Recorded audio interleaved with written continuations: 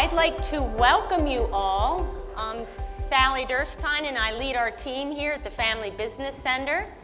And it's great to see so many familiar faces as well as some new faces here. And also some folks that came from some other areas like Ohio and New Jersey and Delaware and Florida. I'd like to begin by really thanking my team. I have an A-plus team. Let's see, we have Henry Landis. You want to raise your hand? Henry's our founder. We have Matt Sullivan, who's playing two roles here today. And Brenda Bishop in the back, who greeted you. Some of our team members are on vacation and taking care of 6 children. But I want to introduce a new player, Jen Huntsberger, if you can stand. She has been an amazing rock star. She's brand new. She's our learning community coordinator. You've been hearing from her, and you'll hear a lot more from her as it comes. She's really helped to put this together, logistics and everything, so thank you, Jen. Yes. And while we're in the thanking mode, I'd love to thank our sponsors, our EDU sponsors. We carefully vet and select them. They help make these forums possible. We vet them for their competence, their experience, their understanding of family business dynamics, and they are here to learn along with us. They are part of the learning community. You'll see all the companies up there. Just raise your hand, sponsors who are here. And I'd like to introduce a brand new sponsor, White Penny. If John and Travis could stand. They are from White Penny. They do brand strategy. And talk to them later. They can tell you a little bit more about what they do. So thank you. Also like to take a minute to introduce a new member. We have from Ole, from Brookledge, Brad and Scarlett Gottwalls and Dennis Rittenhouse. So thank you for being here. And then we have 6 family business guests. It's interesting, they're all G2. Everyone here is from Generation 2 that are guests. From Earth Res Group in Pipersville, Jan Hutwelker, welcome. From Harvest Ridge Winery in Delaware, Chris Noonan, welcome. From Pillquest Enterprises in Montgomeryville, we have Daniel, Jonathan, and Matthew, 3 siblings, Pillquest, welcome. And from F&S Fresh Foods in Vineland, New Jersey, we have Sam, 3, and Don Rogers, brother-in-laws. Welcome to you. And lastly, we have Premier Payroll Services in Royersford, Ann and Sarah Coveney. Welcome. So our theme this year is on building capacity in your 5 mountains. And our book is The Motive by Pat Lencioni. You should have all received that. It talks about the why of leadership. So you all live in extraordinary capacity that just continues to compound. And that's one of the reasons that we created our model, our 5-mountain model. So our 5 mountains, this really helps to simplify the complexity in a way. We separate out all of the elements. These are 5 mountains, and one of the keys is to separate them and to work on building each of the teams, the family, the shareholder team, management team, advisory team, and the board team.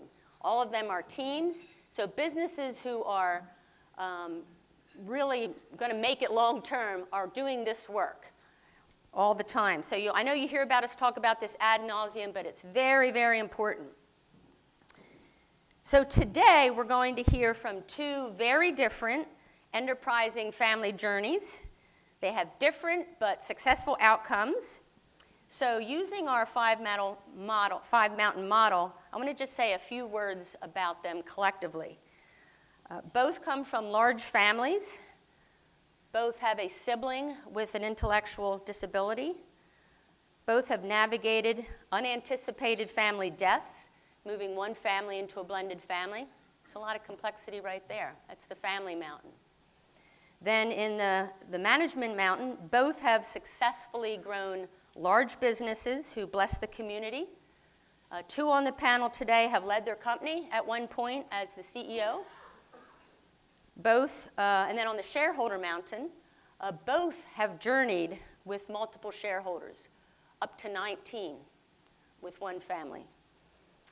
The other with 5 at the largest. Both have moved through different shareholder phases, which is pretty common. One decided to sell.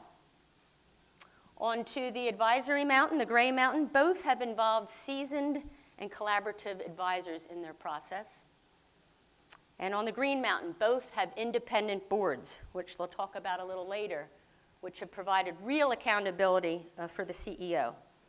But like all families, including yours in the room and mine, there's been a lot of unpredictability. There's been internal and external forces, and they're doing what we're all trying to do. Try to figure out what's best for the business, what's best for the family, and what's best for individuals in the family. So in this first segment, I asked them to talk about their family, about their operating company, and then to focus on the shareholder work a little bit. That's often the invisible mountain, the one that's the most mysterious, perhaps, but a very important one. And then later they'll talk about the independent board. So flow for the morning, you each have an agenda in front of you. They're going to do some input first, some presentation, and then we're going to have a good 20 minutes for Q&A. So save your questions. There's pencil and paper there. Jot them down. We specifically designed this to be interactive, so we'll be including some table talk around some questions. We'll have more questions at the end, and we'll have a break at 9:20? 9:10. Thank you.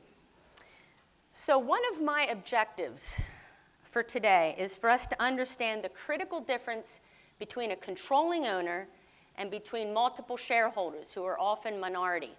So as you can see on the slide, here are the different forms. Now, we don't always move, and you'll know this from your own business, from controlling owner to a sibling partner to a cousin, collaboration, or consortium. Sometimes we recycle. You'll hear that in some of the stories. We might move to a sibling partnership and then back to a controlling owner. Can go all kinds of ways. But in this next slide, I want to talk just before we invite Matt to come up here, why we titled this A Huge Leap. Why is this a huge leap to move from a controlling owner to multiple shareholders? So one of the things is this is a totally different game. It's a quantum leap. When you're moving from one to more than one, it's like going from golf to basketball, right? Where you have to really be team focused, not just individual focused. You're actually changing the who, like who's owning, and also the form. We talked about a controlling owner, sibling, consortium. So often when you're going from one generation to another, you're changing the who and the form of ownership. Also, you're moving often from control, where you'll hear from Robbie and Karen, you know, Bill Keim had a lot of control. That's an easy, efficient way to own the company. You don't have to do a lot of written plans. You can have them in your head. But when you're moving to a team, there needs to be a lot more structure.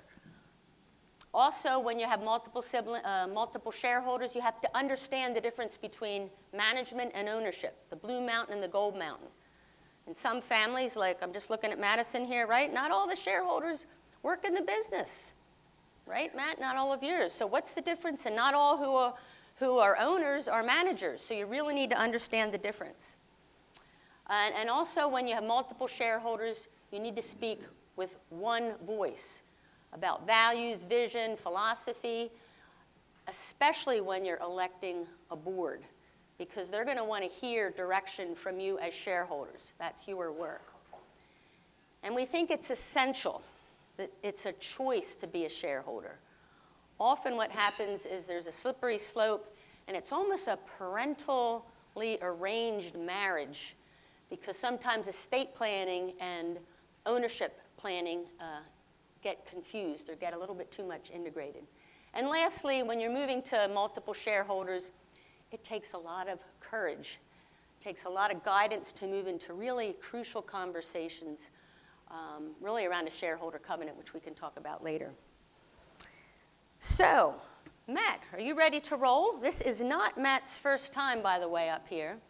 He and his, I think, 3 or 4 brothers and sisters and 1 nephew presented back in 2020 up here in a big panel, or 2012, that's right, 22 years ago. So a little bit in a different place today. So, Matt, looking forward to hearing from you. Appreciate the opportunity to be here. I will go back and forth for 40 years worth of activities. So I do one thing very well. I'll confuse the audience.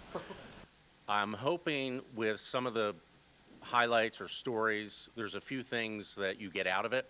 If everyone has one opportunity to make an adjustment or think about something in their business and their own personal situation, I would say it's a successful time that I'm spending with you. The other one is our situation is not the same as anyone else, and everyone in the room has their own individual situations. So we'll just take it from there. This is kind of the overview of that I'll go through, and we'll get started. So if we start with mom and dad, they were in kindergarten together. That's where they first met. They grew up in West Philadelphia. My dad went to LaSalle College, then went into the Navy. My mom went into nursing school and became a registered nurse. Back for that day, they got married a little later. I think they were 26 or 27 years old. But they got busy, and we have 6 brothers and 5 sisters. There's 11 of us. Joan, Mike, Dan, Jen, Mary, Patty, Matt, Paul, Vince, Joe, Elizabeth.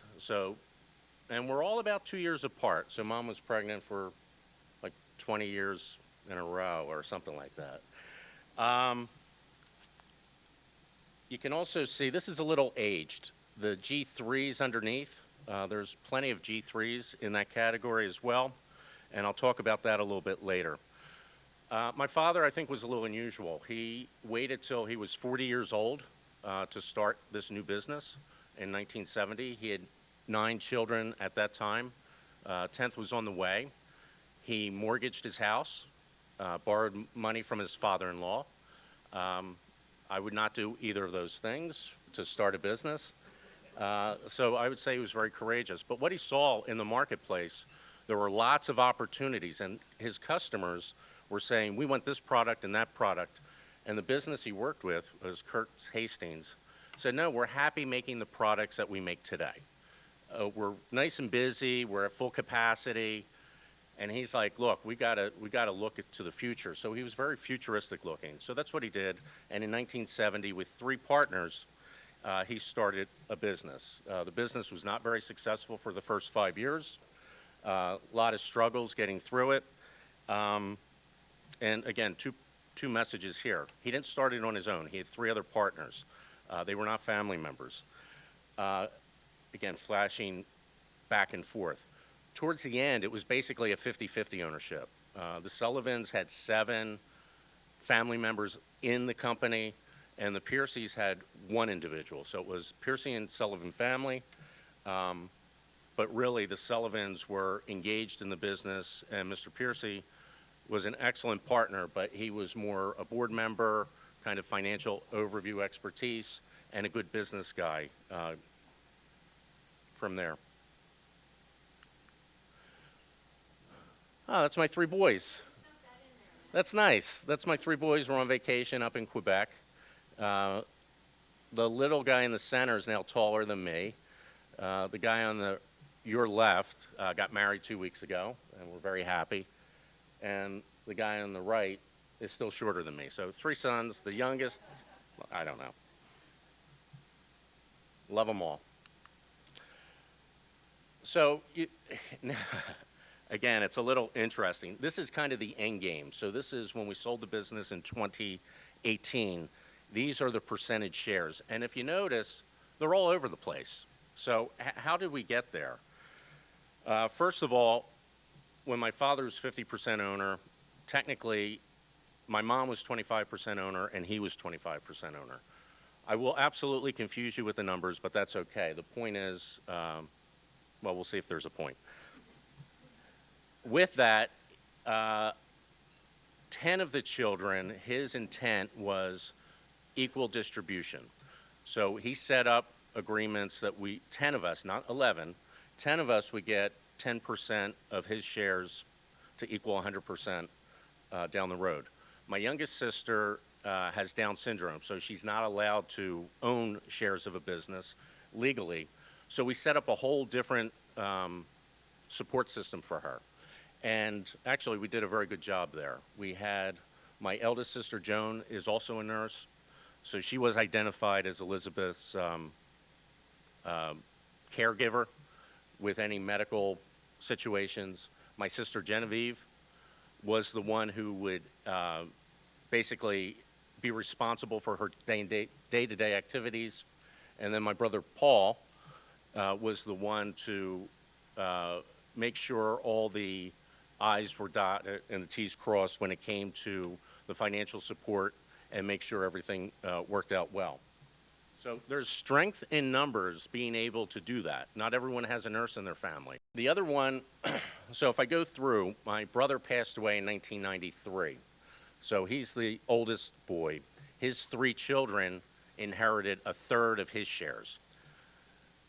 And if you go back, you'll be like, oh, you said 10%, but Joan has 10.75%. How'd that happen?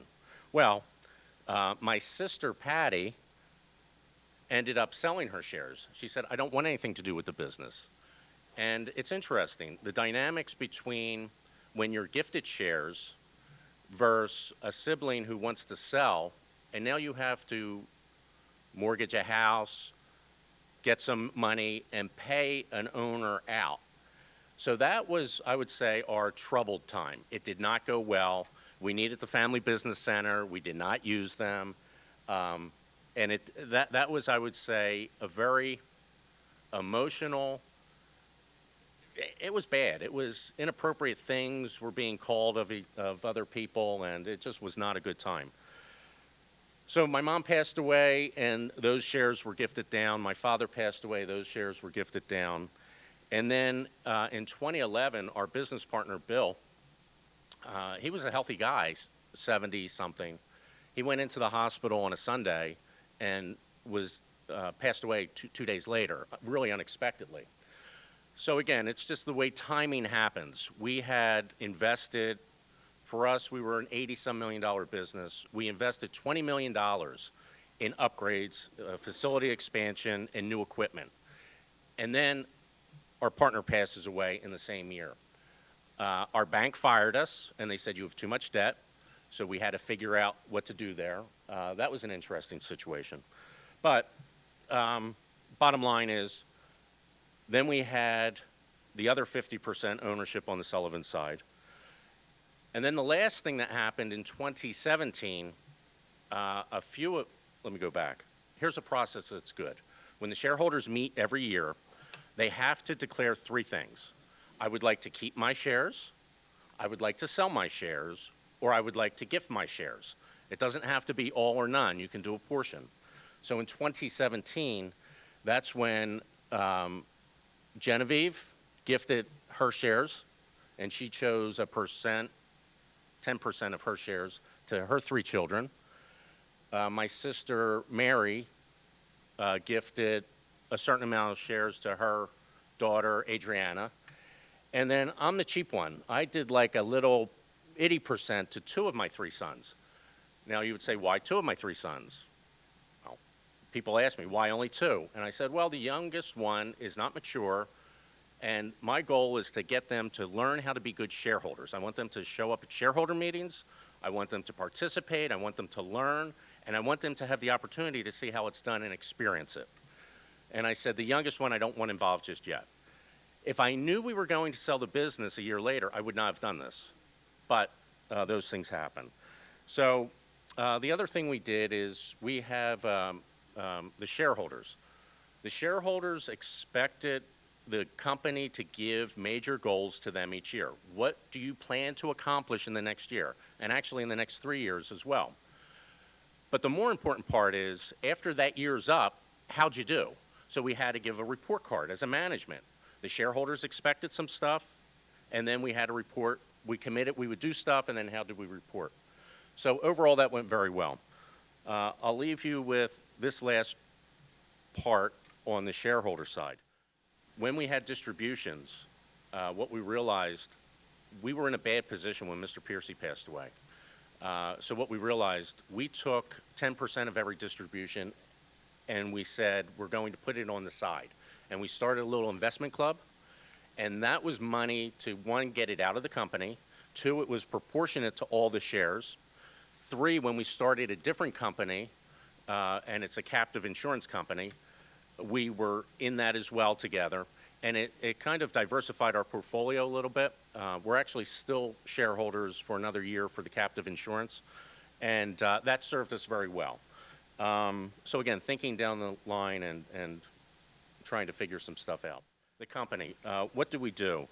We're a manufacturing company. It's still in existence. I still have 4 family members who work there. We basically take 2,000 to 4,000 pound rolls of saran wrap or foil and put it on this equipment that looks like a printing press that's a football field long. You know, the equipment's $10 million a pop. And we put coatings and metals and we laminate it, and it goes into a lot of different markets. So anything that you want lighter, stronger, flexible, we could make those products. We produced about 10,000 products a year. Kind of from Dad's mantra, we were always in a queue of looking at new products and new development. What we made today was not always going to be there in the future, and that served us very well over the years. And we were international. We had a facility in Europe and 2 in the States, and we sold to 25 countries. If we looked, there are some of the customers. We had large Fortune 500 customers. We also had small startups and everything in between. The business started in 1970, 220 associates. When I left, it was about an $82 million business. In the upper right, that's the interior of the Boeing 737. So Boeing was a big client of ours and still is. The middle one, we made blockout shades, processing fabrics. On the right, we make the insulation products for solar panels. Digital print is in the center there. And then we were on the Mars, we were on the moon, all these satellite dishes and these space exploration vehicles all have our insulation product on there. Going back to shareholders. We realized, we looked at it as a business family versus a family business. And part of it, we realized some of the ownership, when my father stepped back to be on the board, some of the ownership desires of what was expected was not coming up with the management.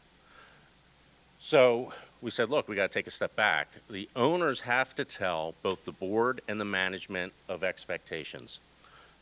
We wanted growth, we wanted profitability.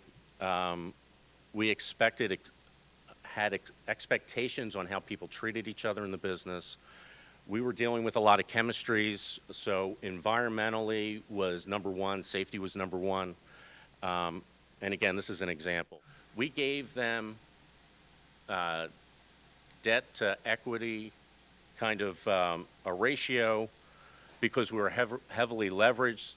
Each year we would look at these agreements and say, what does the company need today? Our German operation was losing money. So this gets updated at our annual shareholder meeting, and we give guidance to the board and the management on expectations. So on this slide, it's really just the organizational chart, and I reported into both a 5-member board and a 3-member board. There were always 3 independent board members, and then each family was allowed to appoint 1 family appointee on the board. And then when my father passed away and Mr. Piercy passed away, it didn't make sense. So we just kept it to 3 independent boards members. The red highlights are family members. Now this was as of 2018. If you went back a few years earlier, there would have been a few more red on the chart. But in general, we had to navigate family members in the business. We had to navigate owners. We had to navigate running the business, and it's all pretty simple. So now we're going to hear from Robbie and Karen. They are a G4 company, and I've had the privilege to work with them for a number of years and see their beautiful facilities that they're going to be talking about. We started back in 1911. And it was started by Mose Kime and his brother John as a small sawmill called the Kime Brothers. And John was only in the business for a few years, and then Mose continued on alone. The lumber mill served woodworkers in the surrounding community. As you heard, Kime has grown to offer more products and services to support woodworkers and also builders and homeowners. Kime has a long legacy of family business. We've learned over the years that the family impacts the business and the business impacts the family. Like many families, we're not perfect. We are so grateful for the values of faith and relationships and resilience that all the generations have allowed us have allowed us to grow over 111 years. Going back to the early days, Mose, his son Roman, and Robbie's dad Bill laid a solid foundation for the business. In 1974, they built the first store on the hill, just 1 year before Robbie was born. 3 years later, Robbie's parents, Bill and Carolyn Kime, became the third generation owners. Bill led the company each day, and he and Carolyn owned together, worked together, and planned for the future together. Robbie was the first child of Bill and Carolyn, born in 1975, the oldest of 4 children. He had 3 sisters younger than him by 4 years, 10 years, and 15 years.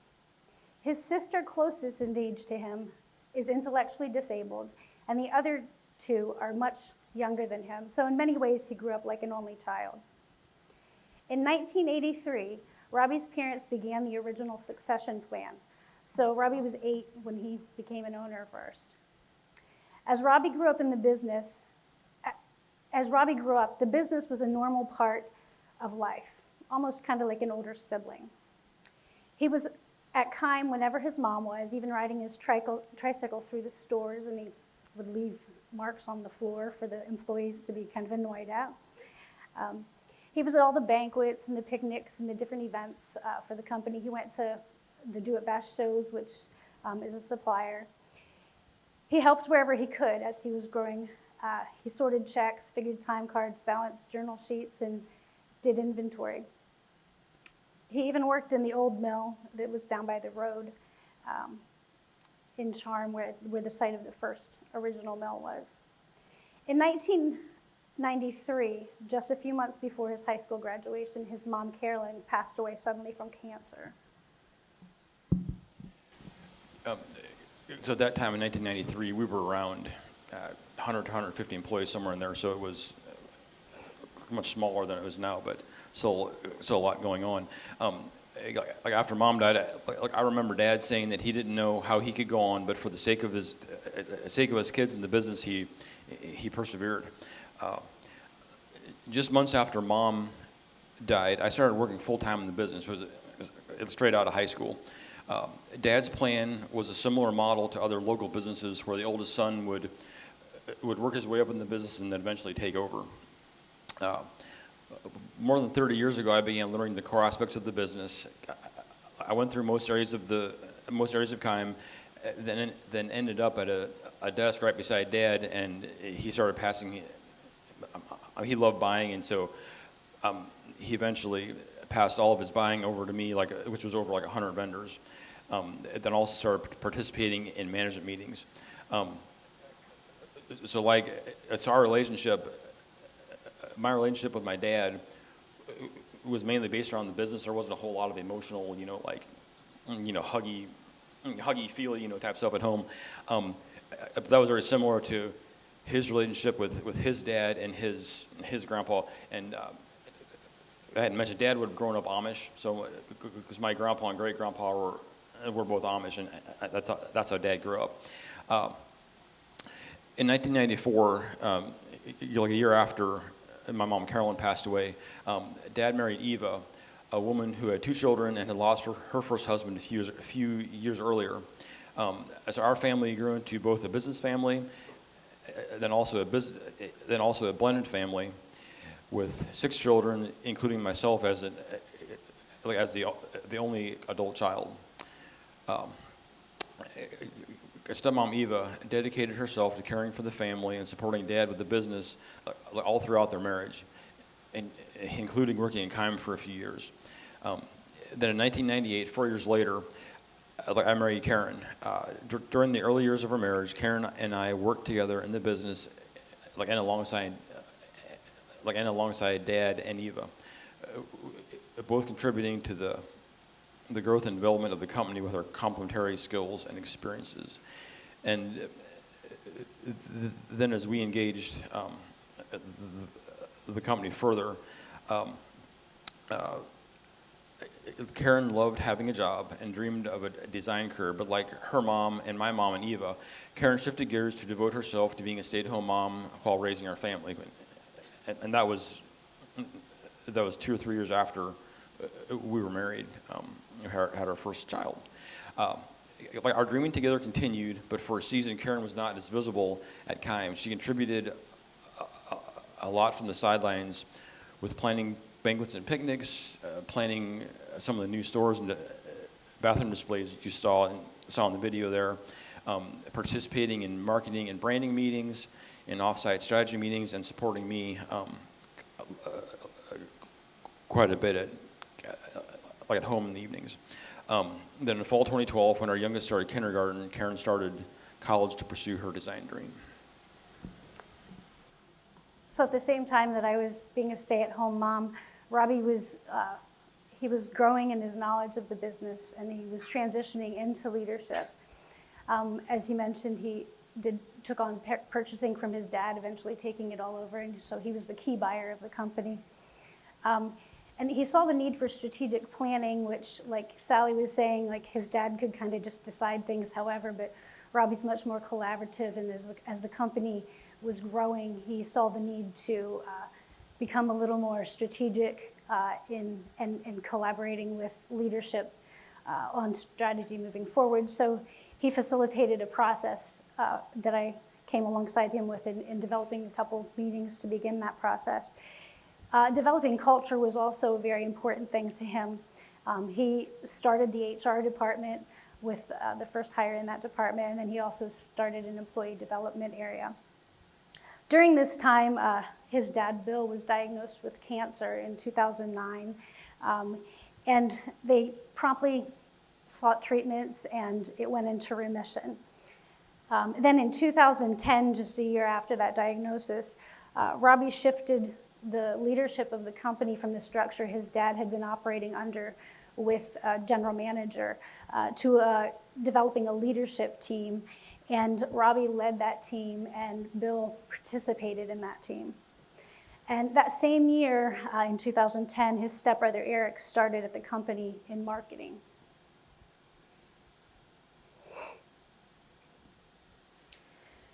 So then in 2013, Bill's cancer returned. And by 2014, as Bill's health was declining, he needed to begin thinking about actually naming the next leaders of the company. So Bill named Robbie president, and his stepbrother Eric vice president. Robbie led the company day to day, with Eric alongside him making significant contributions as well. Then on November 10, 2014, Bill died from cancer, and that threw the realities of the G3 transition plan into motion. So what was that G3 transition plan? 2 years earlier in 2012, during a tax window, legal documents for the G3 transition plan were signed. As the family sat around the dining room table in the presence of the longtime family accountant and lawyer at the first ever family business meeting. The final plan was intended to accommodate for the increased complexities of the blended family and a growing business and disability. Robbie was made majority shareholder and given the responsibilities of the business and his sister with disabilities. 4 G4 siblings, so not his sister with disabilities, but the other 4, were given minority shares, but there was no clarity given about what their roles were to be. The G4 siblings ranged in age at that point from age 22 to 37. Robbie being the oldest. The step siblings became owners for the very first time at that meeting. Legal arrangements were signed that made provisions for Bill to continue to continue controlling everything without having any ownership. So essentially nothing changed in the running of the company day to day at that point. So as our family mourned Bill's passing, we also entered a period of exploration, of learning and exploration. So after Dad passed away in November 2014, it became clear after a number of months that there was, with him out of the picture, there wasn't an instruction booklet to go with this Lego set. This was a thing that you figure out yourself as you go. So people start asking questions. So because recognizing the confusion and the tension that were becoming more apparent or coming to the surface, Karen supported me heavily with family and ownership from the sidelines. You think you stop going to school for the second time, I think. So she researched family business and ultimately found Delaware Valley, and who we engaged as our family business advisors and guided us on the path ahead. They provided family business education, facilitated family council retreats, and did regular executive coaching with me and Eric, my stepbrother Eric. They created task forces to give us opportunities to work together and connected us with other professional advisors. They also encouraged our personal and professional growth, had us write 5-year visions, and encouraged us to think about ownership from a blank slate. And Henry's a pretty hard taskmaster. I met with him every week, and that was some stressful meetings for me, right, Henry? Anyways, during this time, each fourth generation shareholder had the opportunity to learn more about family business and to discern how to steward the gift of ownership that Dad had given each of us through his transition plan. And just to say a little bit,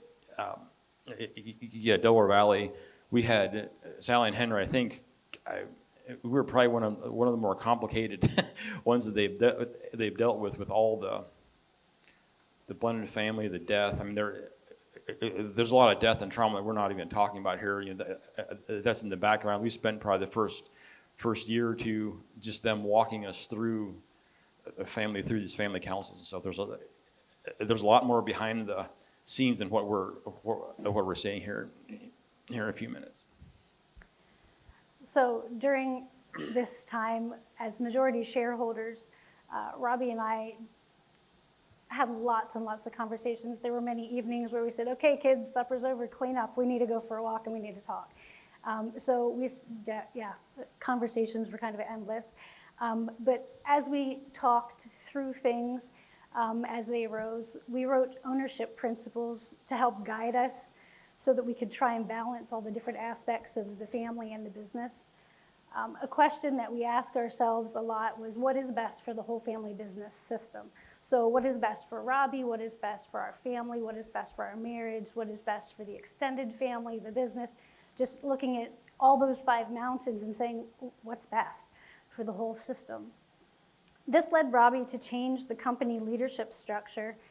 He changed the role of president. So instead of doing all the things of purchasing that he loved, he began being more of a manager and looking at that high-level stuff, which was less of a life-giving thing for him than what the purchasing was.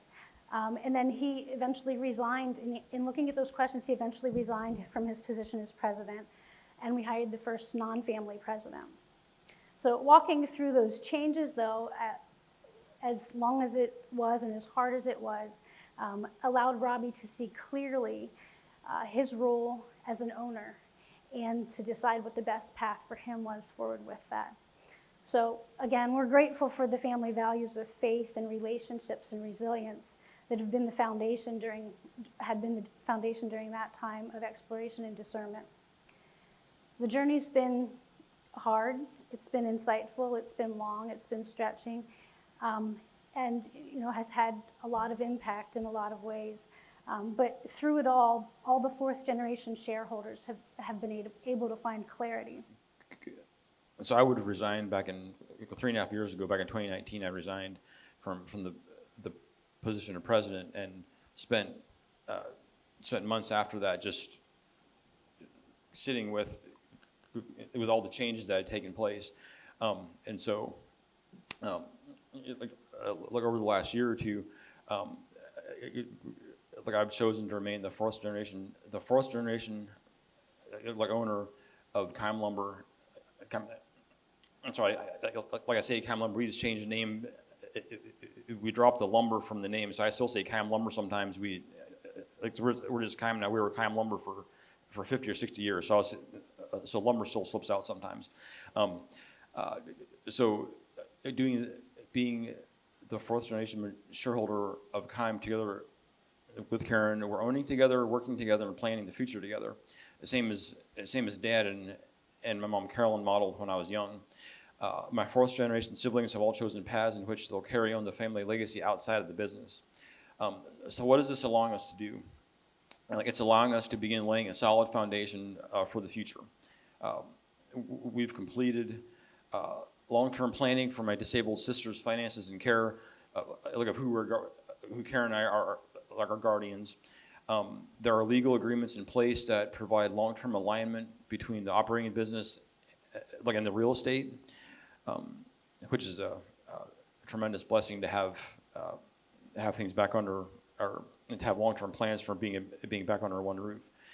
We are increasingly involved in collaborating with management on the Blue Mountain. Capital allocations are being put in place for the charitable giving, profit sharing, like owner and family compensation and distributions. We're doing the work of family business education and governance for future generations. And we are actively developing our board, which we'll talk about later. And just less than a month ago, we also completed a communication plan that provided clarity to the whole company about Karen and I being the G4 owners, and we were able to cast our vision for the future. As we look toward the future, I don't know how many of you have worked on a shared dream with Delaware Valley, but it's something that we've been working on for a while. And yeah, as we look toward the future, Robbie and I believe that everything is God's, and that He has entrusted us with the responsibility of Keim now and into the future. So we look at ownership not as us owning the company, but as us being stewards of what we have to work with. Our vision is that Keim will be around for many generations to come, so that it can be providing jobs and serving the community and carrying out this one noble purpose, building the kingdom together through diligent stewardship and abundant generosity. So it was really exciting to be able to roll this out to the company just in the last couple weeks. And it's really provided a lot of energy. I mean, just the day we shared it was a Tuesday, and the next day, Wednesday, walking around, there was different conversations with employees, and there was energy, and there was the employee development coming to me saying, hey, we need to incorporate this into the employee orientation, and just a lot of excitement around this. And our president, Jim, as leader, is beginning to talk about this in connection to different management meetings that he's having. But we envision that everyone at Keim is one team and is focusing on and working for this one noble purpose. So a greater purpose than just the bottom line. And that we're all together, we're all diligent stewards, and that way together we can also be abundantly generous. Here's our one team, our family business mountainscape. Now that the third generation to fourth generation transition is over, each mountain and person has its own roles, responsibilities, and contributions to share as part of one team. As family owners, we are doing everything we can to enable each one to be healthy, strong, and flourishing. We are enjoying this place in our journey, and we see a bright future ahead. Thank you. So let's just open it up for questions, comments, observations. Henry, you may have some comments as well. What questions do you have? Also, we will say, please wait for the mic. Jen's going to bring you a mic. Introduce yourself, your name, your company, and they may also pass on any question. That's the rule. That's the rule of the land. So, Henry? He's always looking at the future. What he realized with 10 children and maybe you're not going to get 5 people to agree on anything, let alone 10 or 19. So he set up where he thought the 3 most intimate people who understood the business and the shareholder agreements and the board, he made it a 3-headed monster. We were the trustees. So we had a vote in unison. It could never be 2 against 1.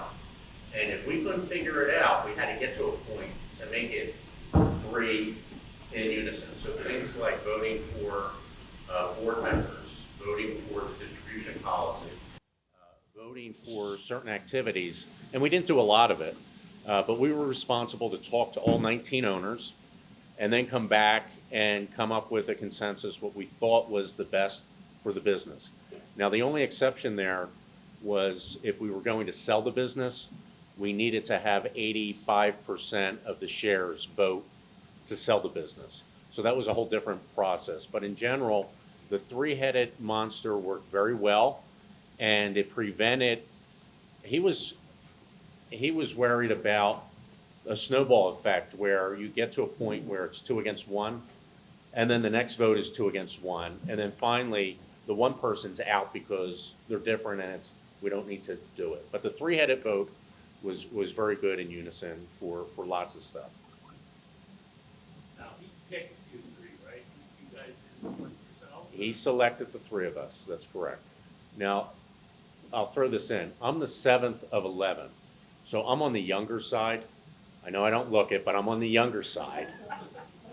And I would say a few of my older sisters were not happy with that. They're like, why him? And I would say, Dad knew his daughters well, and that's why it was me. So who were the other trustees and why? So Mary, I would say Mary was selected because, one, she's a financial expert. She was a public accountant and a CPA through trade. She worked outside the business for 5 years before she came in. And you're not going to get anything over on her on the financial side. Dan was the most tenured in the business, he had a sales role, he had an operational role, he had a customer service role, and he had the longest tenure. And I don't know why he picked me. Paul was probably just as qualified. I would say Vince maybe, but he selected me. Maybe I was the oldest of the younger boys. So maybe I was like a default. What year was that? That was 1993 or 4 when he set that up. So while we're talking about that, you also got selected eventually to be president. Can you talk about that journey? That was... Well, yeah, I can. I went into the business in '88. I was recruited by my eldest brother. I really did not want to work with the family business. I didn't want to work with my father. My siblings I liked enough, but I really didn't want to work with my father. But my brother recruited me and said, hey, listen, you just graduated. We need some help here. And I got scammed a little bit. It's okay. But I realized, so I started purchasing, and then an opening came up in the production planning, and then quality, and then quality manager, and then one day our best sales guy resigned with a 24-hour notice, and I ended up being a salesperson, which I never thought I would be. And then my brother it was a really good plan. My brother was kind of appointed to be the next president. My father was on the board, so what it was decided was to get some outside presidential expertise in. And the outside president would help train my brother to be a president, and my brother would train him to learn the business. And again, it was a great plan. 2 months into it, my brother died in a car accident. So with that, the new guy who came in, Richard, didn't really have a lot of allies to teach him the business. And the company went down 4 or 5 years in a row. And we were on the verge of bankruptcy. So they said, Matt, you've been in enough capacity. We want you to sit on the board to recruit a new president. we made a few offers, and the people who we offered it to got a closer look at the numbers and the books and the position, and they're like, no, thank you. And then I got a call saying, Matt, the board thinks you should be the new president. And I said, no, thank you. And they said, no, you can do it. And it worked out well from there. But I was kind of default. And how did you do? We did all right. Yeah. He's humble. So the first day, you just get all the people in the room and you tell them what's going on. And the employees at that time there was 100. They said, we knew things were slow. We didn't realize it was that bad.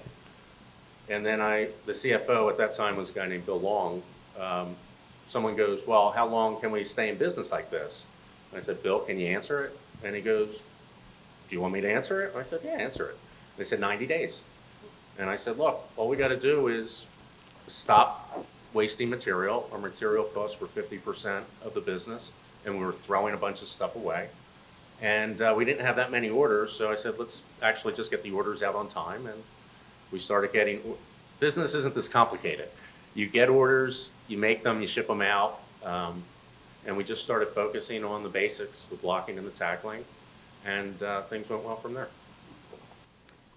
So for 8 years, the company was wondering what's happening with the fourth generation. So in 2014, when his dad passed away, the whole company, we actually had a special viewing at the company for his dad, and all hundreds of the employees went through, and some of their families. And, there was the question out there is, can the boys take it on? Because Robbie and his stepbrother were working in the business, and that's the only visible G4 stuff G4 people that they saw.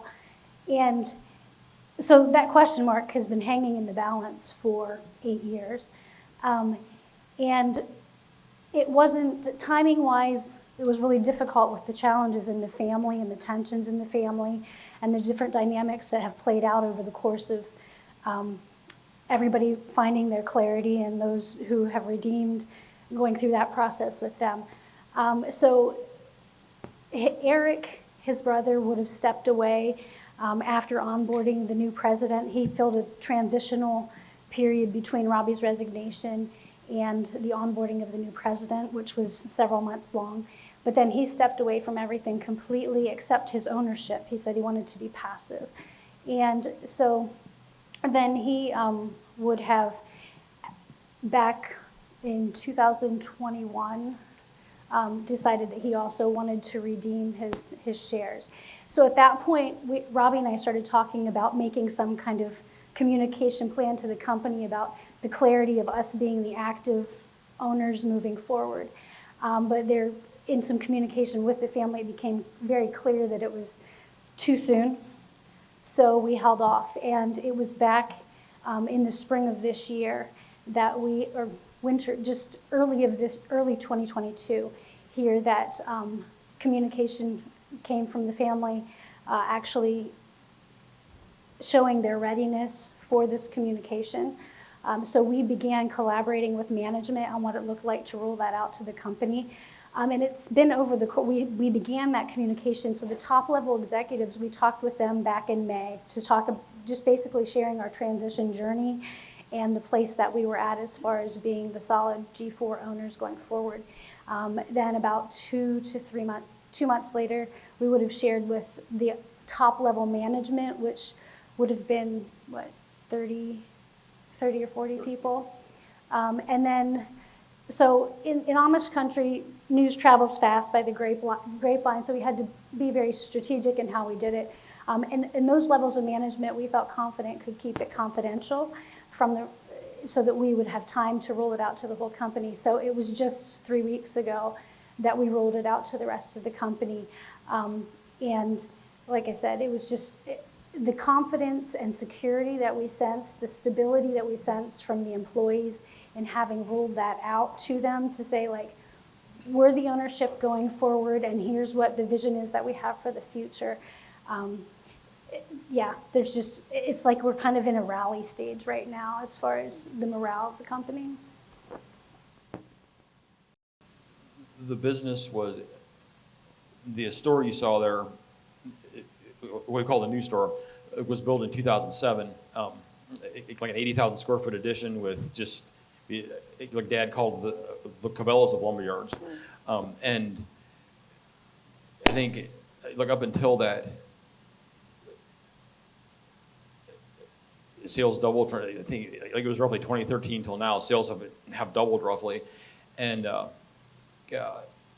think just in general, I think we're very blessed to have the foundation of the past number of years. We're very diverse in our customers with retail DIY, then B2B having the other 2/3 with contractors and wood shops. And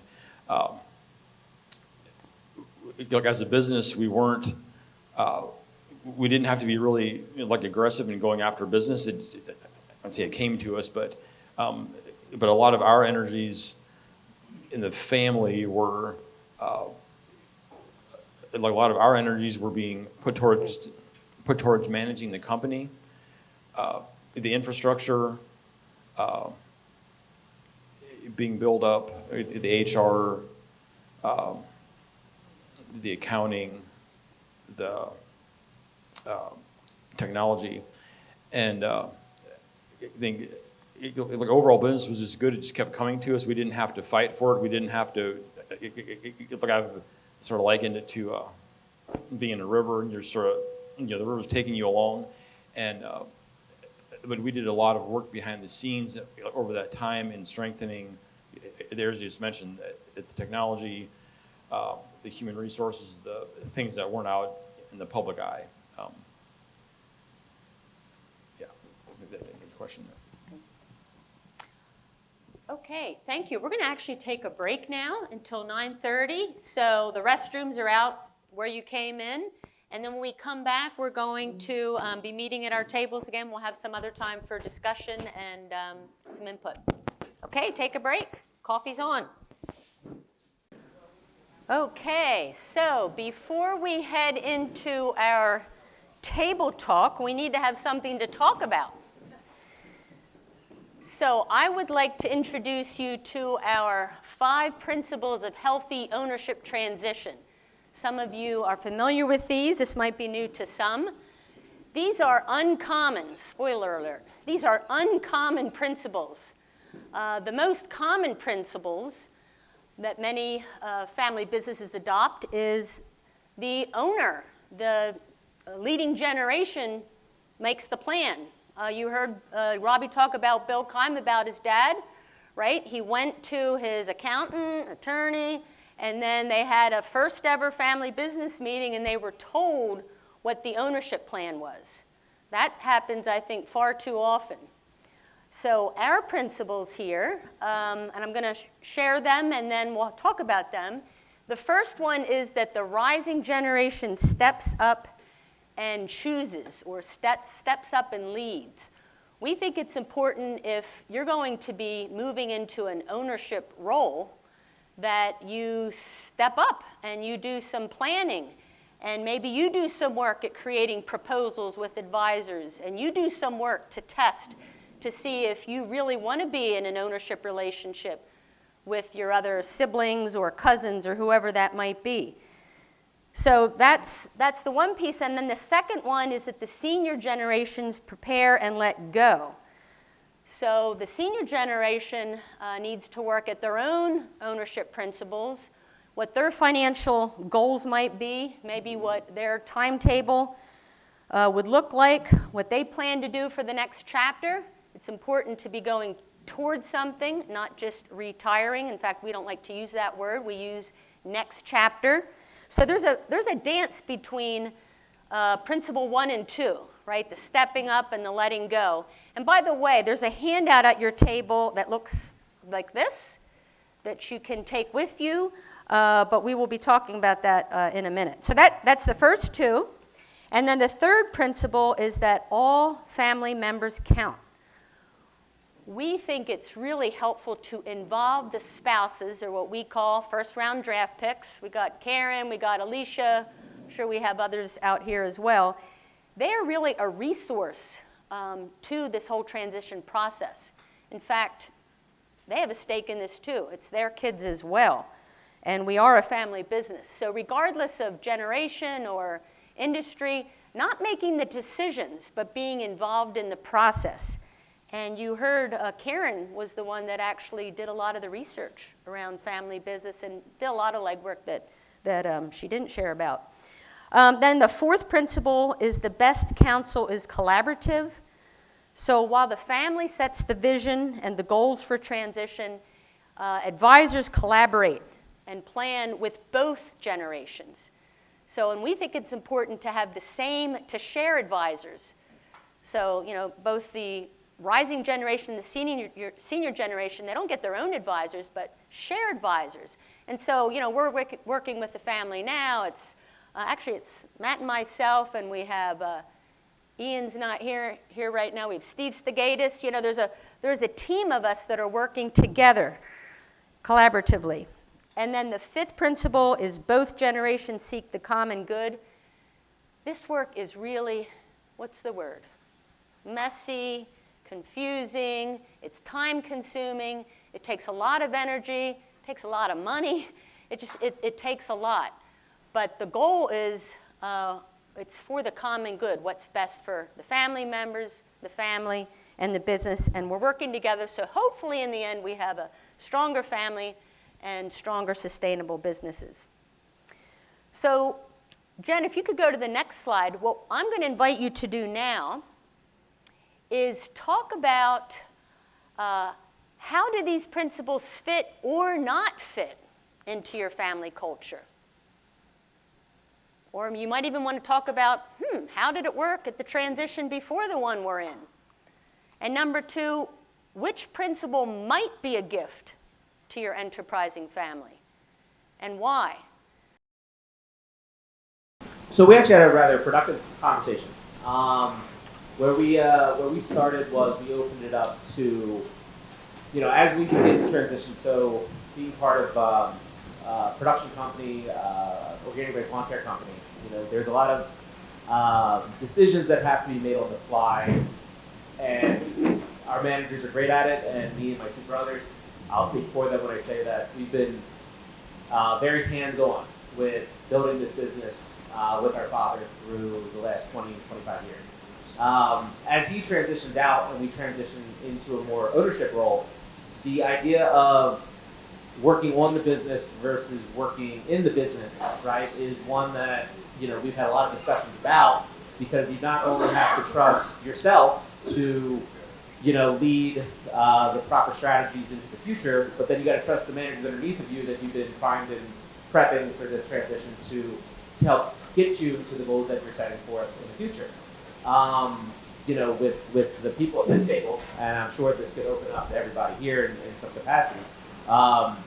You know, they've been great at helping to lead me to understand how to be more of a coach than a manager when it comes to our managers, right? And allowing them to fail, to learn, right? And as long as it's not a decision, as long as it's not a decision that's fatal, a little scar tissue on the business goes a long way for both your management staff as well as you in not just trusting the people that you have underneath you, but then the overall growth initiatives that you set forth. And so that was really strong, as well as great insight from everybody else with regards to, you know, as you start to look at the business from a different light, staying disciplined in where your strengths are, where your weaknesses are, right, just as important, right, and where, luckily in my case, two brothers that can pick me up where I know I'm a little on the weaker side, you know, and then defining those roles and staying disciplined in what those roles are, right, and so in a lot of ways, very productive for the last 25 years. That has scar tissue all over. Dave Griffith, he talked about scar tissue, what, 3 years ago? Good input. So we are going to hear now from Matt and Robbie and Karen. They have outside directors, and they're going to share a little bit about maybe the structure and the value it's been to them. Matt, you want to roll first? First of all, advisory board or fiduciary board, it really doesn't matter, in my opinion. Boards are responsible. Now, the difference is, do the people have to listen to what you say? is the outcome of board members. Personally, I prefer to be an advisory board member, and the fiduciary, when you have to terminate people and do some other things, it's not always pleasant. So people can listen to you or not on the advisory side. And I want to start with the shareholders. I've noticed a lot of them want to kind of delegate some of their responsibilities to the board members. They're like, hey, they're really experienced. Let them make these decisions. So I want to start with, as owners of a business, this is what we did. Maybe one or two will click as a good idea. But you should be setting the expectations of your business. The cultural aspect, financial aspect, things you want to stay away from, things you want to grow, and come up with what that is or what they are. From there, when you hire your brother-in-law who works in the factory because he knows the business a little bit, but he's never had P&L responsibility, never profit and loss responsibility, and he doesn't have anyone reporting to him, and he's never run a business, and he's never been an owner, but because he's your relative, you want him as a board member, I'm going to say that's not the best decision to make. You want to define what's really important to your business. And whatever's important to your business, write it down. Write down what's important not only today, but where you're trying to go. So if you're looking to grow through acquisition, maybe a board member who has some acquisition experience. If you're looking to develop a new product line, find people who have developed new product lines. But specifically, whatever you find important in your business today and tomorrow, put those into the list of criteria. Now, we had 10 criteria, and I can go through those if anyone wants to later. From there, the last thing you want is a reference and they come on and you realized they're a good CFO, but they've been in jail for embezzlement. So now you have someone who's really helping to guide your company and they're not a good fit. So do a background check. Do the same thing you would do for an employee, right? Do some sort of screening, do some reference checks, but make sure they're the person that you think they are and what they're telling you is pretty accurate. As shareholders, we evaluated the board at the end of every year. At our shareholder meeting, we said, what did they bring? How were they prepared? And it's very good conversation. I was talking to a gentleman earlier, and I said it was great. One of the shareholders said, this board member doesn't do anything. Very quiet, only comes up with kind of like complimentary ideas. And I said, well, he's actually the best board member. He gets materials a week in advance. He writes 3-page summaries. He gives areas that he sees are problems. He says, here's where this is a problem, this is a problem. I'm going to ask more questions here. Please be prepared. And afterwards, he comes up and he says, hey, this went well, this didn't go well. By the next meeting, I expect this to be cleaned up. So on the surface, you have board members who may seem a little more quiet, some that are a little more vocal. That doesn't mean they're good or bad, but behind the scenes, you should judge them and rank them. And I'm a big proponent of rotation. We implemented, for our 3 independent board members, we would have one that was kind of in their first and second year. That's when they had crazy thoughts, crazy ideas. They were trying to learn your business, trying to get to know them. The third and the fourth year was the second one. I would say that's where the highest value came out. They really understood and they could give good guidance. And then 5th and 6th year, we're tired of hearing the same old stories again. So then you move them out, get a new one in, and then continue that rotation. But again, whatever works for you. And then in general, the board is not this secret club behind the scenes. Shareholders are expected to learn about the business. We gave them goals that we expected we would be hitting in the next 1 to 3 years.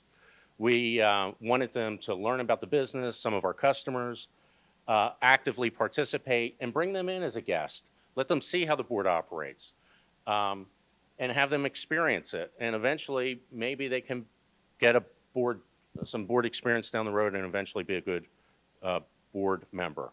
The other one, our shareholders demanded a share valuation update every year. And we made it simple. It was a formula. Chrysler Miller's in the room. They would update the finances. we would have a share price. So everyone understood at the annual shareholder meeting what the value of the business was, what the value of their shares were worth. The other thing that's not on here, shareholders should define who the corporate counsel is.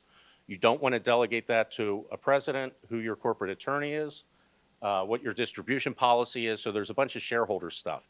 Now, this information has to be given to the board so they can help follow the desires of the owners. So board. The board represents all shareholders, especially in a fiduciary board. It's your legal responsibility.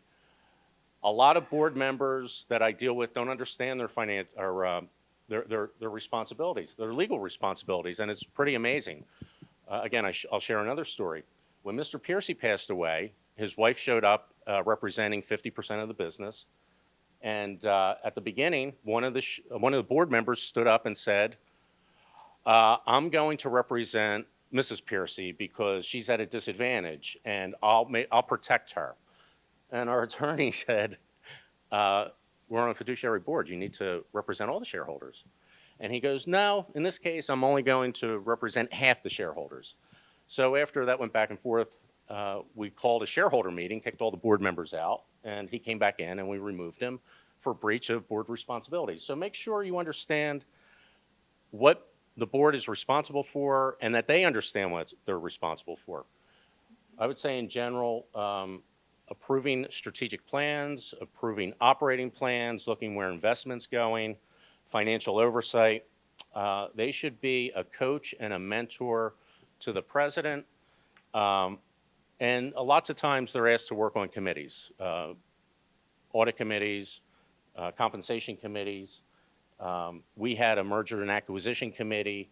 We had a few other things. Someone said it earlier, I think it was John back there.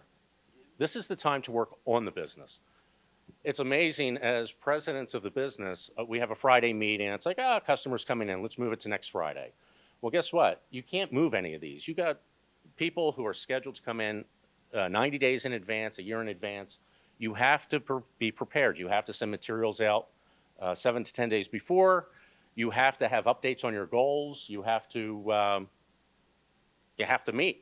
And it's really looking not on the day-to-day, but looking at trends, looking at what's going well, where the variances are, what you're doing differently, where you're putting the resources. And I would say the board process, forget who the members are, made Dunmore a better company. Looking strategically, giving updates every quarter, looking at adjustments and how you do things differently, and having some seasoned business people sit there and give you their experiences to help you become a better business. So when we started in 97, I took over as the president. We were a $20 million business. And we grew it up to 88 million. I was disappointed. I never got it over the 100. That was one of my goals. But we got it to about 88, and then solar came down. We finished at 82. I don't know what they're doing now. But again, I'm a big proponent of boards. I'm a big proponent that it makes a company better. It holds the president accountable, and you have to perform. So, and if you don't, you should be making some changes. Robbie and Karen, you want to talk about your board? So I guess we're sitting. So it's good for me to just to remember back, where we've been as far as the Kaiman having a board. Sally would have mentioned, like, my dad Bill would have been like sole owner with my mom Carolyn, and he could have board meetings in the shower. He decides to build a new store. He goes and builds a new store. And so the idea of going to multiple shareholders, and we're talking about boards here, but for a board. The idea, like in our culture, like we're in the middle of like of Amish country, Holmes County, similar to Lancaster, and the idea of having, when you say outside board, that the first place people's minds go, like locally, is someone from outside of the area who doesn't know who doesn't know Keim, doesn't know the employees, doesn't know us. And so there's this fear there, and I think that that's something that we'll talk about this a little bit, excuse me, about how we began with sort of tradition, a transitionary board, and we've moved through different levels of like advisory councils, PACs, with Sal and Henry guiding us over the last 6 years. And I think we're at a point now with the employees, with the culture where if there's trust there, we can start bringing in some independent outside advisors, some more, call it, high-powered folks, that won't scare people off. So I think it's good for me to just remember, where we came from and how it affects the culture and stuff. Yeah, so like it says there, our current board grew out of the transition from G3 to G4, and it started out as PAC groups, so something that Henry and Sally worked with us on, professional advisory councils, and so therefore right now our current board is just made up of us and some of those advisory people that were part of those groups, and it's been really key over the transition years. But as you heard in our earlier sharing, like the company has grown significantly, and having a well-functioning board is a vital part of the success of our company, a success of a company our size. And so as we think about the future, and okay, so great, we have this noble purpose, how do we actually put that into a successful business in the day-to-day running of the company? And so as owners right now, Matt's talking from a side that we're not at by any means yet. We are doing board development work to upgrade our board so that it includes outside advisors or outside directors. And we work with Henry on a regular basis. We've been meeting probably about twice a month with Henry as he's walking us through the process of what it looks like to do board development. So, why are we developing it? Well, we want Keim to be positioned to be healthy and strong and growing for the immediate future and for generations. So we've been putting together material to begin looking for those outside directors. So here's just some of the things that we've written down for ourselves in regard to the board as we're moving in, as we're doing this board development. We want the board to translate the family ownership shared dreams, so our noble purpose, and the desired outcomes that we have for the business into outstanding business performance. We want the board to support and challenge us as owners and the management at high strategic levels beyond where we have been at this point. And we also want the board to work in concert with the whole family business system, the family, the ownership, the management, and the advisors that we're working with. And then as we're looking for individuals, like our culture and our faith background, we can be a little bit, I wouldn't say picky in who we want to work with. But it's very important that they align with our family values and company values. We don't want to bring someone in who a year later will be like, hey, this just is not working from a values background. Then also along with that, someone who's also invigorated by our noble purpose and our company vision. When our president Jim Smooker, a current president, when he read our company values and mission statement, he said he actually got chills. They align so closely with his, and so that's the type of people that we hope we can find. Some other qualities that are important to us as we look in general for board prospects, that they have executive level CEO leadership experience, they have a high level of emotional intelligence, they have cultural understanding and awareness, very important for our area. Like Stephen, I think Henry and Sally still probably learn things every year. They're in there about our culture and just some of the fine minute details that are there. I think one of the things we forgot to mention earlier in our sharing is 2/3 of our 600 employees are old order Amish. So very unique kind of scenario.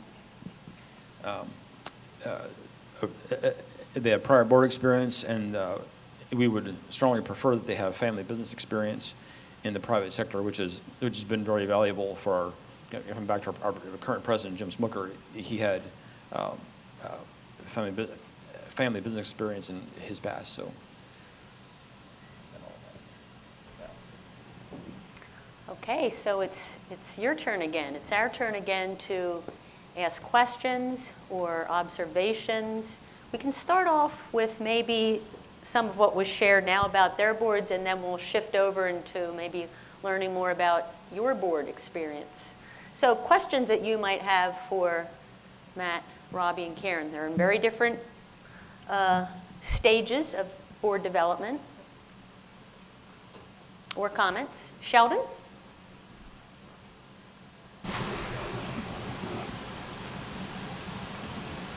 How do you like for owners to communicate to the board so that owners are having a voice of expectations being communicated to the board so that the board can effectively hold the management of the business accountable to the wishes of the owners? I think we'll let Matt answer that because we're still learning that as well. Again, it's process. So we would meet annually as shareholders, at least annually if stuff was going on more than that. And with it, we would update our expectation list and put it out in writing. And then we would present it to the board and to the management and say, here are the things that are important to us. Most of it was the same. So 85% was the same, so they've seen it and heard it and understood it. And then usually there was maybe tweaks of about 5 or 10%, and then occasionally one thing was very different. And I think I told you, when we were over leveraged, the shareholders said, we want to work specifically, before we would put 35% of all profits back in to invest in the business, we said it for the next year, drive debt down. So that's a change, and we want to be clear. We want you to do everything to drive debt down. We're at not a good position, so don't be spending it on upgrades anywhere, just drive the debt down. And they said, got it. And then the plans to management and the board we're all aligned. I would say it's alignment between the owners, the board, and the management group. All have that same piece of paper, and that piece of paper makes it into the front page of the annual operating plan. So all the managers get to see it as well. So and we call that a shareholder covenant. I think you called it shareholder expectations or whatever. You have that outline. So tell us, I mean, you had a lot of voices to come together as one. Want to say a little bit about how you got those voices to come together, Matt? Well, again, I think we did a good job communicating with all the shareholders. So they would get abridged copies of our annual operating plan with key goals on the expectation of the business to perform in the next 12 months. We would give them an update of our 3-year rolling strategic plan with the key initiatives where we want it to be 3 years from there. We would give quarterly updates on financial and strategic initiatives where they are. We color-coded them green, yellow, red to make it very visual and easy. We're on track. It's okay. We're behind track. And then when we met as shareholders, if they read the material, now I will tell you, some people were really well prepared, and some people didn't care. They just showed up and they said, where do I sign? And we had everything in between. So I think it's a two-way part. But when we sat in that room, people who were passionate about a topic or an area, they were very vocal. And if it made sense, we put that into the updated expectations and captured it and finalized it and got it out to the board and the management group. Yeah, I have a question for Matt.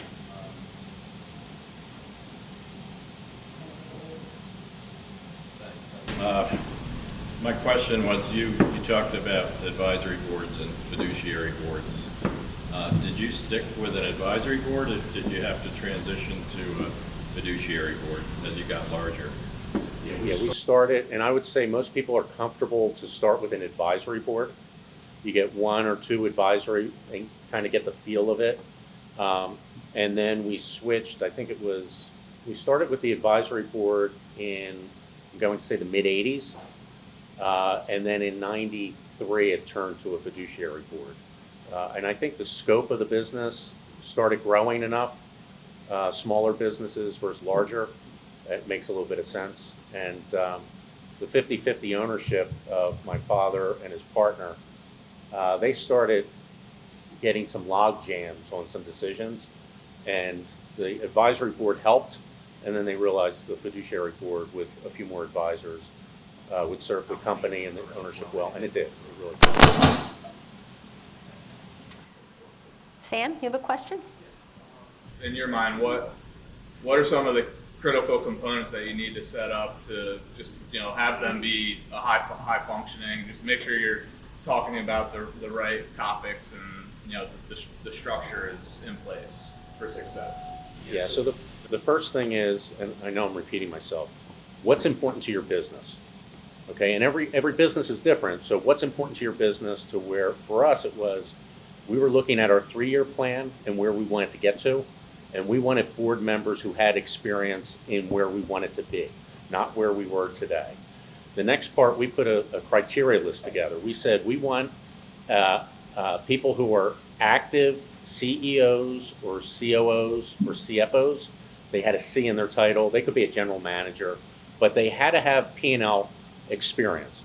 Not that they were a subject matter expert. If they were a subject matter expert and we said, oh, for example, we need someone who has marketing B2B expertise because we really want to grow our online web sales.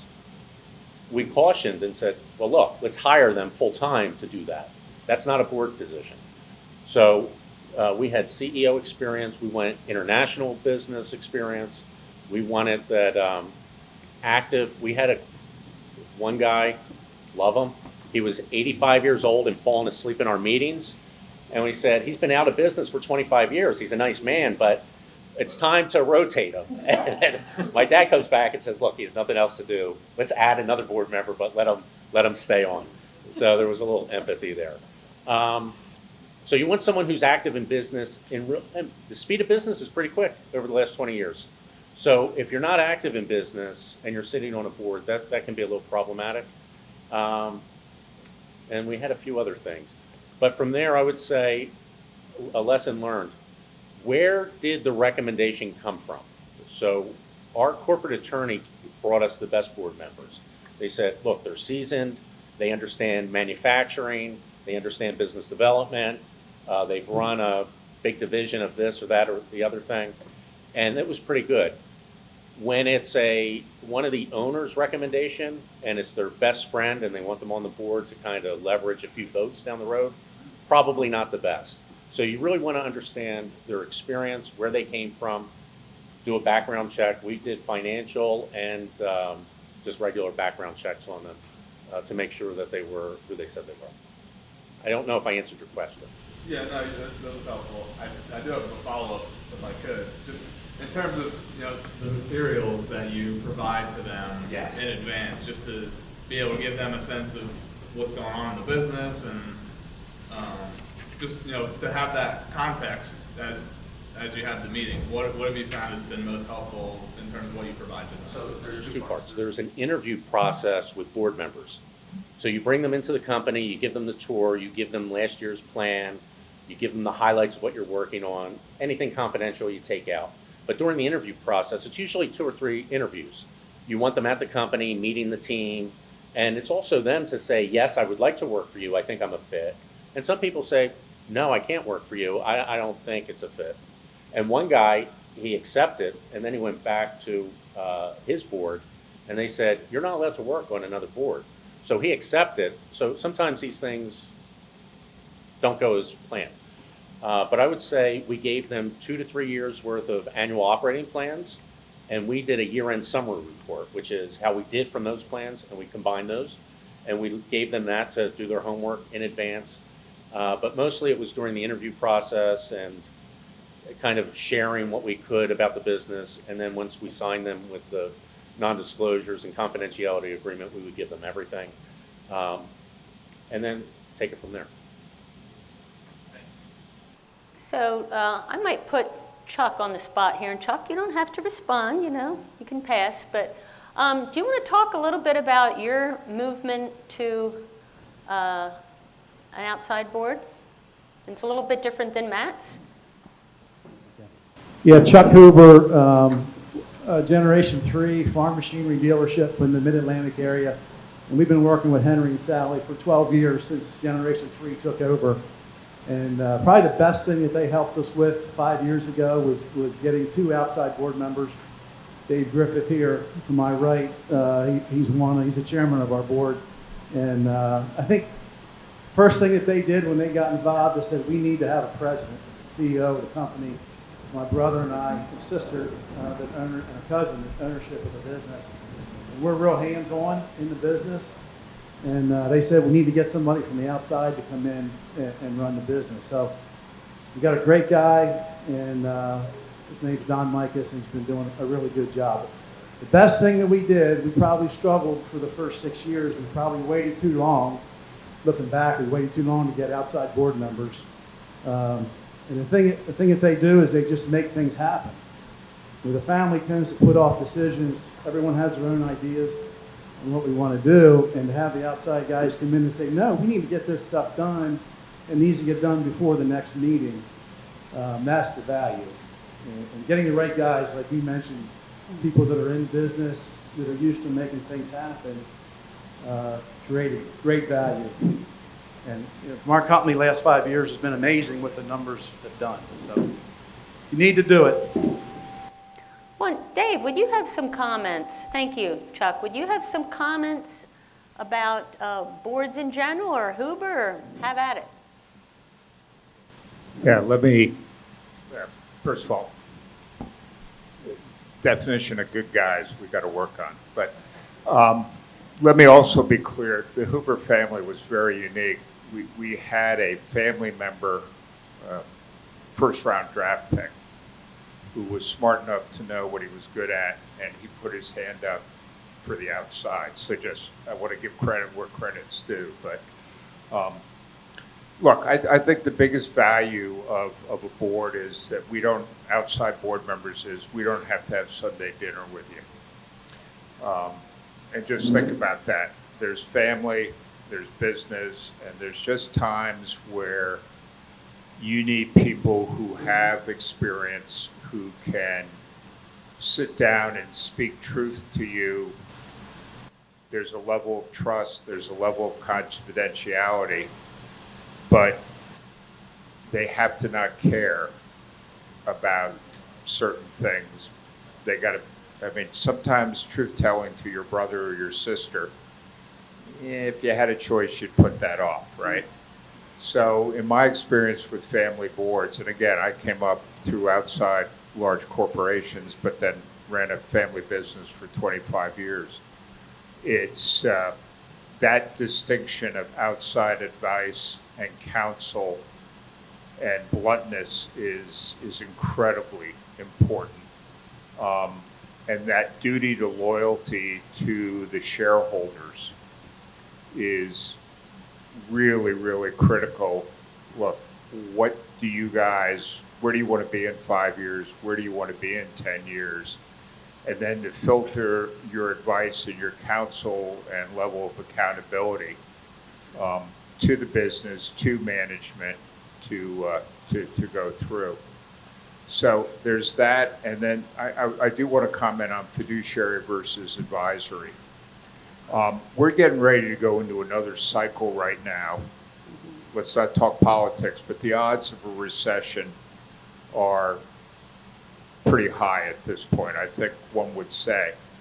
And most of you, if you have growth plans, are going to need leverage and going to need capital. Most of the banks who are your best friends right now and I know we have bankers in the room, so don't take this personally, but the credit committees are going to get a boatload tighter. And a fiduciary board, in the eyes of the bank, particularly with private companies, sends a very, very different message. And if you want to have a strong radar function, I would suggest to you that as you look out and if you anticipate, and some of it may be survival capital, some of it may be growth capital, you want to think about how you present to the banks, how professional you look. And again, that's assuming you do the right job with the board. But a fiduciary board has a level of accountability that will give a bank a comfort level that is different than an advisory board. And I just throw that out as a thought process and where we are in the timing and things to go. So those would be two comments now. Thank you. And you actually, so Chuck, you're and your shareholder siblings, you decided to go immediately to fiduciary, right? And that's what you said. Well, no, we actually started out advisory, if you not very long. Yeah, and, pretty quick. Yeah, and we had a truth-telling meeting, I guess is probably the best way to say it. We gathered the family and spouses, and we kind of laid out Roger Moyer, who's the other outside director. He and I kind of sat down and we just said, guys, we have some choices. Tell us what you want to do. And then we executed the plan. So. Other experiences you want to share with your boards, those of you who do have a board? The value it's been? Because we have some here that are, I've heard quite a few comments that that's on the agenda. Henry? Well, I think marriages do well when there's accountability. Businesses do well when there's accountability. Now, this is not rocket science. Okay? If you really want to have the best company, you need to hire the best managers. And sometimes that's not family members, right? Sometimes the very best are family members. But making decisions about leadership is really important. And I think we have people up front here, and Chuck and his brothers as well, who really want to be accountable and want to be the very best, which means they voluntarily submit to accountability. Like if you own a business, you can run it without accountability.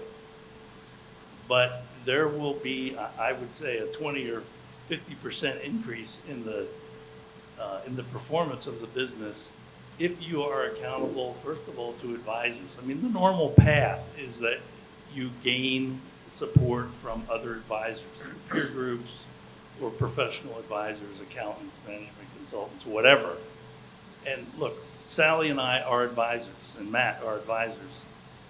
But board members like Dave are where we are going, because we have a conflict of interest as advisors. Dave doesn't have a conflict of interest. Roger, in that case, I mean, they need to tell the hard truth. And to talk about Keim a little bit, Jim Smucker is the president. He's entering his 4th year now, right? I believe. He really wants an outside board. And so it's taken a little while to kind of get the shareholder covenant clear. Robbie and Karen have done excellent work, some of which they've shared here today, but they are now much better owners than they have ever been, right? I would say. And they are now ready to be accountable to other people who have a lot more experience than them in managing a business. So that these outside directors are actually servants of the shareholders and of the entire family business system. You're not really giving up control. You're gaining accountability and power. Now, for most of us who have started our own businesses, and we've done very well without outside directors, sometimes it's a kind of a big hump to go over. But in our experience in working with family businesses, there's no one who says, well, I really regret that we have an outside board. What they always say is, like Chuck just said, well, we really should have done this 10 years ago. That would be my counsel. There's one thing that happened I reported into a board for 22 years. And I'll just share this. We came in with record profits and record sales and everything was clicking. And it was the worst board meeting ever. I got beat up on everything. This isn't going well, your inventory's inflated, these salespeople, they're overpaid, the customers, the receivables are out too long. And I left there and I scratched my head and I'm like, man, what a crappy board. And then in 2007, half of you weren't even born in 2007, I believe, but very young looking crowd. In 2007, I went in with the worst performance. Everyone stopped buying and they're like, hey, with the market going on, you're doing well. You got to pick your head up. You better go out there and be positive about we're going to get through this. And part of the board, and I realized it afterwards, it's to keep you even keel. When things are going really well, identify the things that are still problematic so you work on them. And when things are going a little not so good, pick you up and say, look, you got it, you can do it. And I would say I didn't understand that value till afterwards, and again, over 20 some years. But that was the part, it was kind of like an accelerator and a brake. If I took my foot off the accelerator, they're like, get it. They don't want you speeding, and they don't want you doing 20 miles an hour. Do 65 to 70 the whole time. Good, bad, and different. And I would say that's one of the biggest values I got out of it as a CEO. Thank you. So I want to thank Matt and Robbie and Karen. Thank you so much for sharing of your time, your energy, your humility.